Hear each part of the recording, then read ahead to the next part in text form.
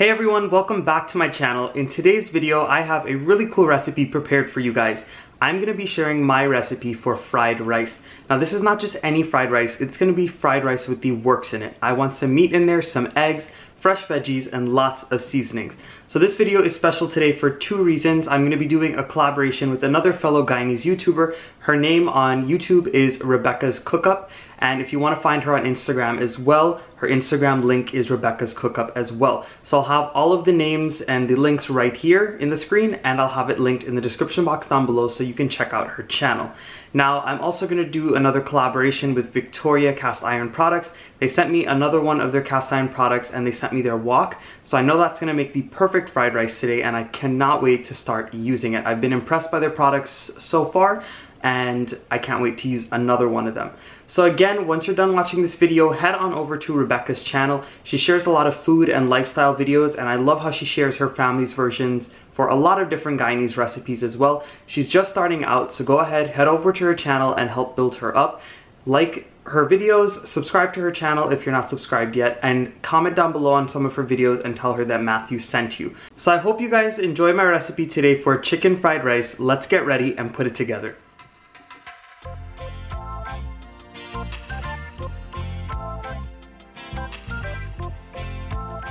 So in a pot, I have some jasmine rice that I have washed.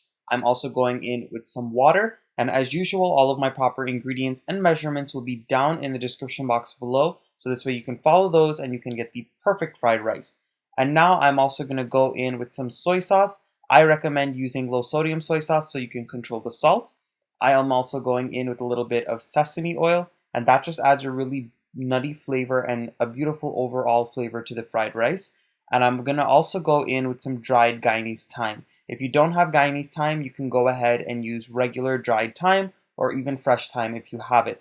Now what I'm going to go ahead and do is stir it up really well, and I'm going to cover it. I'm going to allow it to come up to a boil on about a medium-high heat, and as soon as it comes up to a boil, I'm going to turn off my stove, and I'm going to leave it covered on the stove without the heat on for about 15 to 20 minutes until that rice steams and soaks up all the water and dries out.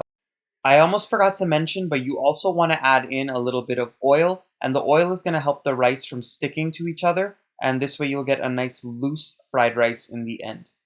So as you guys can see, my rice has finally come up to a boil. At this point, you want to go in and you want to stir it just to loosen any grains of rice off from the bottom of the pot, and at that point you can go ahead and cover it, and again, like I said, you're going to go ahead and turn off the heat, and you're going to allow it to sit on that hot element for about 15 to 20 minutes until the rice is dry and has soaked up all of the liquid. It's actually been about 18 minutes since I left my pot covered with the rice in it. Remember, I turned off the stove and I just allowed it to steam on the hot element.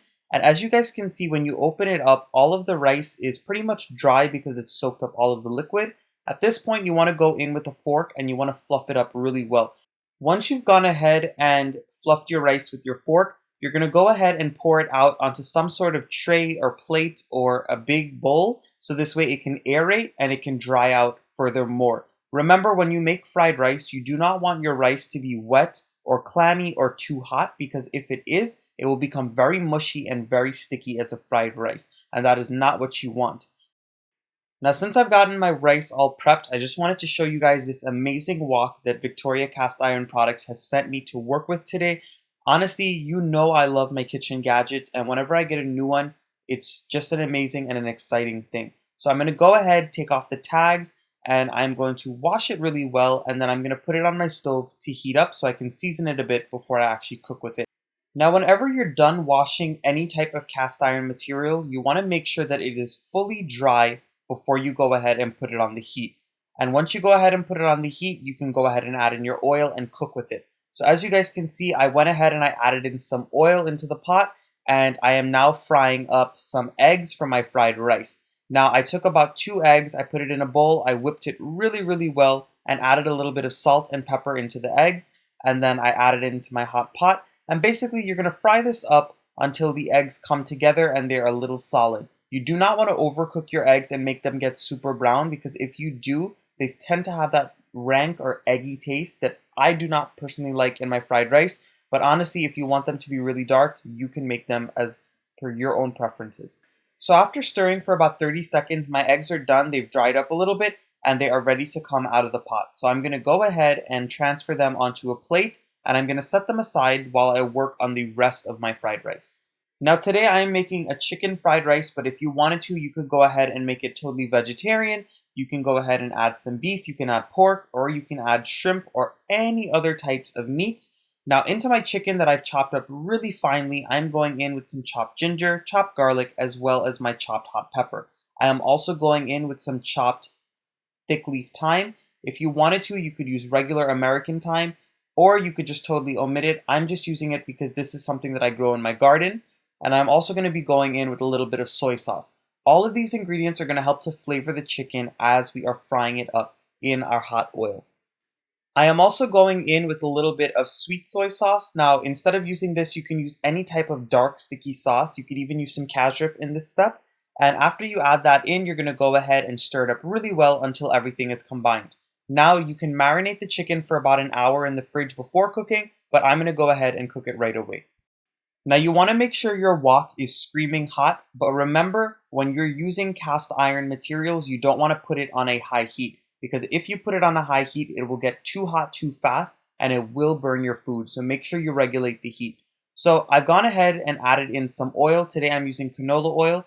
Feel free to use whatever oils that you like to use in your home. And I'm also going to go in with some chili flakes. Now I'm going to allow these chili flakes to fry in there for literally maybe 10 to 20 seconds, and then I'll move on. After those chili flakes fry up for a few seconds and they get a chance to infuse the oil, you're going to go in with a few torn pieces of basil. This is going to help permeate that oil with that basil flavor, and it's going to give the perfect tasting fried rice. I'm telling you guys. Trust me, go ahead and give it a try. But again, if you don't have basil during this quarantine season, you can try using some dried basil, or you can totally omit it. Now, once you go ahead and add in that basil and you let it splatter for a little bit, you're going to go ahead and add in your seasoned chicken. Now what you're going to do is you're going to stir it up, and you're going to allow the chicken to brown and get a nice thick brown coating on the top of it. So it's been about 5 minutes, and as you guys can see, my chicken is nice and golden brown. I cut my chicken up very, very small, so it took absolutely no time to brown up, but cook it as per how big you cut the chicken, so this way it can be fully cooked. Now what I'm doing is I'm adding in a little bit more of that sweet soy sauce. Since it's very thick, it's going to help cling to the chicken and caramelize it and add a nice brown color. Once your chicken is fully cooked and you're happy with how brown it is, you're going to go ahead and add in some chopped onions as well as some chopped bell peppers. Now throughout this entire recipe, you do not have to use any of the ingredients that I'm using. You can go ahead and mix and match everything just depending on what you have in your pantry. Now I don't want to overcook any of my vegetables, so after about a minute of adding the onions and peppers to the chicken, you're going to go ahead and move on to adding some more ingredients. I'm going in with some more of that thick leaf thyme. Again, if you don't have it, you can omit it. I'm just using it because I have it in my garden. And I'm also going to go in with some frozen corn as well as some frozen peas. Now, if you have canned corn and canned peas, you could even use that, or you can omit them for another type of vegetable that you may have in your fridge or freezer. So I'm going to go ahead and stir that up really well. I'm just going to allow those ingredients to get heated through because the corn and the peas really don't need to cook for too long. Once you've allowed those peas and corn to go ahead and soften up a little bit, maybe for about 30 seconds to a minute, you're going to go ahead and add in all of your cooked rice. And now when you're using the rice or putting it in your recipe, you want to make sure that the rice is room temperature or even cold. That's why I recommend making the rice the night before, but I made this rice maybe 2 hours before I put together the fried rice. So you just want to make sure it's nice and cool so this way it doesn't get too sticky in the pot. Once you've added in the rice and stirred it up a bit, you're going to go in with some thinly sliced cabbage as well as some grated carrots. I also wanted to mention that throughout this whole process, my pot is on a medium to medium low heat.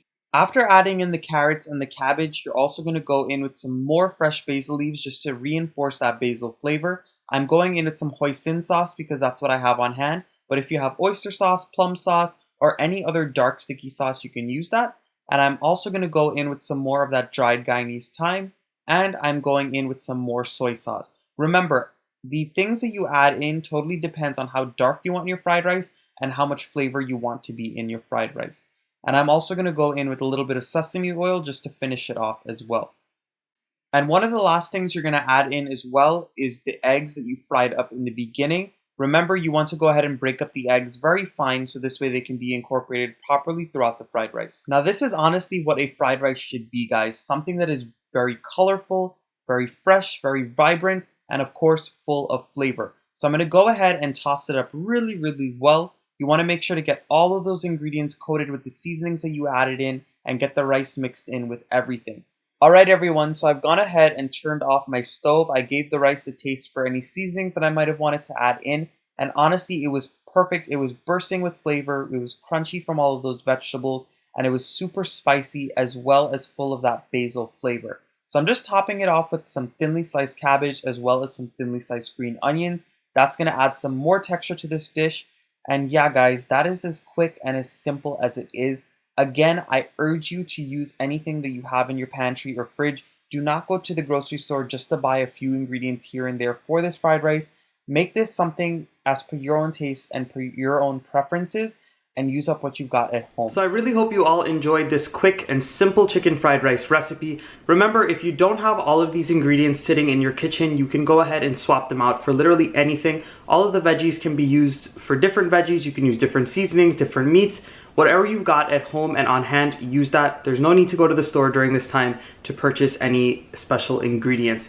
So I hope you guys enjoyed. Once again, head on over to Rebekah's channel, Rebekah's CookUp, and I'll have all of the links in the description box down below again. And if you want to purchase the wok that I used in the video today, I'll have their information in the description box as well.